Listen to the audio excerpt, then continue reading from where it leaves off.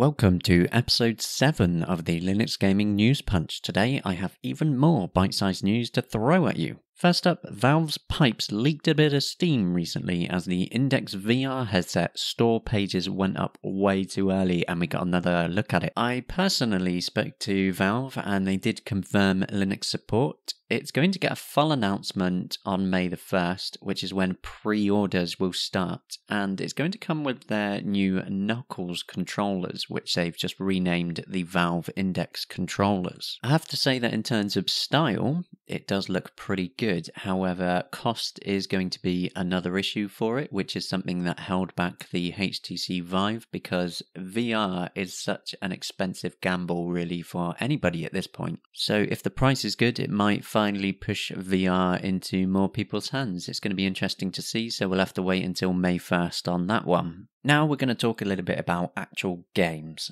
First up, Geneshift, a top-down 2D battle royale inspired by classic Grand Theft Auto games. It's currently in early access, but it does keep getting updated, with the most recent update making it a lot more streamlined. A lot more of it actually makes sense, and it's actually really good to play now. One thing that I like about Geneshift is that it actually has a demo available on Steam. Now, this demo will enable anyone to play online with everyone else. Even if you can't find anybody to play online, another good thing about Geneshift is that it has bots, and the bots are actually quite good. They've kicked my butt quite a bit when I've been playing it. However, for those of you who don't really like the player versus player online battles, Geneshift does offer a single player campaign which you can actually play in co-op as well. It's well worth taking a look. Moving on there, for those of you that like first person shooters, you've probably by now heard of the game SUPERHOT. This is a game that got released way back in 2016. It was unusual because it was quite unique in the way that time didn't really move until you moved. That's not quite correct though. Time does move, just incredibly slowly, but it makes the gameplay incredibly different. And the reason that I'm mentioning it today is because even though it was released so long ago, they did put out an update. And in this update, they noted that it's time that they showed a bit more love towards Linux players, which I thought was quite nice. It's well overdue because at release the game was really quite buggy on Linux. However, now the game should run nicely for basically anybody. Fixed achievements for us as well. It's just really pleasing to know that they actually care about the Linux version finally, because it is a really damn fun game. It's one of those games that you really have to play to understand it, because while it is a first-person shooter, it kind of plays a bit like a strategy game in the way that you have to weigh up all the decisions before you even touch the movement keys, the mouse or anything, because you touch anything, time will move, enemies will start running and shooting at you. It's really cool, so do check it out, SuperHot. Now we have a bit of open source gaming news, as SuperTuxKart, the open source racing game that's quite like the Mario Kart games on Nintendo systems, has another update out. Most of it is bug fixing because this is just a release candidate building on the previous beta version that included online support. It's well worth taking a look now though, because it's quite highly polished and it's actually a pretty fun racing game. The developers actually said that they now consider the online features ready for general use. So hopefully more of you will be able to go along, test it and break it and tell them what happened. They haven't just fixed bugs though. In this release they have upgraded some of the tracks that are actually included in the game and they're looking great. So SuperTuxKart, go check it out. More open source gaming news for you here, as OpenTTD, the open source simulation game that's actually based upon Transport Tycoon Deluxe, has a major release out. What's interesting about OpenTTD is that unlike other open source game engines, this has a full free graphics set on top of the ability to run data files from Transport Tycoon Deluxe. For those of you who like your building, construction and simulation games, it's probably well worth taking a look at, especially with the most recent update. There's plenty of AI fixes, performance improvements. You can now adjust the text size independent of the user interface, which is nice for my eyes. And it's just yet another excellent example of what the open source community is able to do.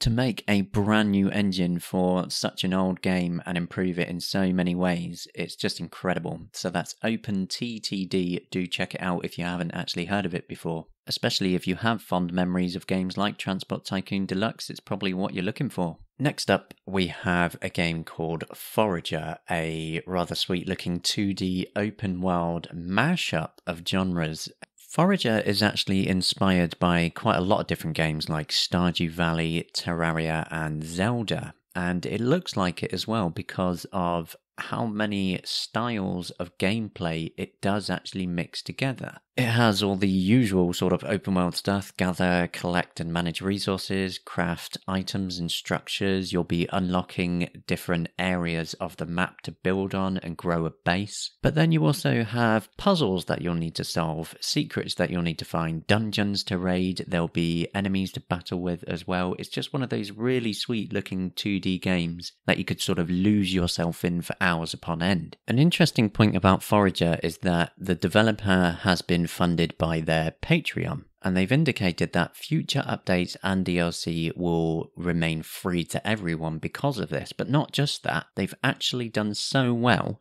that they're going to be doing multiplayer as well. Forager just has this ridiculously inviting and simple, colourful style to it that I'm really quite excited to have a look at this one, but there is no release date on it yet, so we'll just have to keep an eye on it. For those of you who have been interested in trying out Steam Play, Valve's system that basically bundles Wine, DXVK and so on into the Steam client, you should probably take a look at the recent release of Risk of Rain 2. Honestly, I've been kind of blown away by Risk of Rain 2 and how well it actually works in Steam Play. It's basically flawless. And it just goes to show how Steam Play is actually quite important for us, because Risk of Rain 2, even at the time I'm recording it right now, has over 36,000 people playing it. It's in the top list of games on Steam. To have a game like that basically runs out of the box on day one is pretty amazing. It's early days for Risk of Rain 2 though, because it's in early access. There are quite a few issues it has at the moment. The most annoying one is that when you're playing online with other people, because it's a co-op game, is that there's no dedicated servers. You're reliant on the host's networking and their computer being good. And even when I've been playing it, I've had a lot of games just kick back to the main menu because the host just died and got annoyed and basically quit. So I do hope they put in some kind of host migration feature that a lot of games have, because otherwise I can see quite a lot of people getting frustrated and just stop playing. Other than that though, Risk of Rain 2 is actually genuinely good fun. It's very difficult as well. The most striking thing about Risk of Rain 2 though is really the graphical style. It's really quite weird. It's like all the colours have this really weird contrast to them. It's really difficult to explain, but it does look good, it plays well, and thanks to Steam Play we get it basically day one on Linux, so do check it out.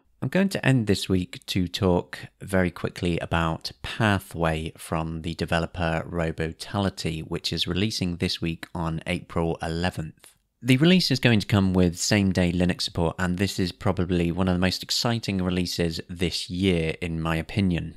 It's a mix of adventure, strategy, and RPG all in one, so it takes some combat from the XCOM games, while also having a setting that is a little bit like Indiana Jones mixed with Tomb Raider as well. The pixel art style to it is also pretty amazing. They've gone for a retro sort of 16-bit pixel art style there, but they say they're using a pixel/voxel hybrid technology. While it's a bit of marketing speak, it does actually look really, really sweet. The game is spread across 5 different campaigns. There's varying difficulties, and each of them has everything basically randomly generated. So even if you played the same campaign over and over, each time it would play out completely differently. Pathway is set back in 1936, a time of global turmoil. You're basically racing against time to collect all sorts of treasures before they fall into the hands of Nazi forces. As mentioned, it's not just a turn-based combat game, there's a good mix of adventure in there as well. There's 400